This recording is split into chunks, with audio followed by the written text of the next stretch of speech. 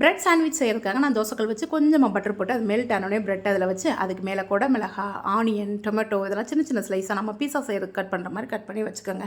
இந்த மாதிரி வைக்கும் பொழுது இது வந்து பிரெட்டு தாங்க டோஸ்ட் ஆகும். உள்ளே இருக்க ஆனியன், டொமேட்டோ அது மாதிரி குடமிளகாலாம் வெந்திருக்காது. அது லைட்டாக சூடேறி தான் இருக்கும். அப்போ அந்த வந்து வெங்காயம், தக்காளியெல்லாம் பச்சையாக சாப்பிட யாருக்கெல்லாம் பிடிக்குமோ அவங்களுக்கெல்லாம் அது ரொம்ப பிடிக்கும். டேஸ்ட்டு சூப்பராக இருக்கும். இப்போ 2 பக்கமும் இந்த மாதிரி மூடி போட்டு வேக வச்சு நல்லா ப்ரௌன் ஆனோடனே எடுத்துக்கோங்க. இது நல்லா சாஸ், டொமேட்டோ கெச்சப் வச்சு சாப்பிட்டிங்கன்னா செம்ம டேஸ்ட்டாக இருக்கும். இது ஈவினிங் ஸ்நாக்காகவும் பசங்களுக்கு கொடுக்கலாம். அதே மாதிரி பிரேக்ஃபாஸ்ட்டாகவும் எடுத்துக்கலாம், டின்னராகவும் எடுத்துக்கலாம். நம்மளோட விருப்பம் தான். இது வந்து ஹெல்த்தியான ஆப்ஷனும் கூடங்க. இது கூட நீங்கள் மொசரல்லா சீஸ் வச்சு கொஞ்சம் பீஸா டைப்பாகவும் செஞ்சு கொடுக்கலாம்.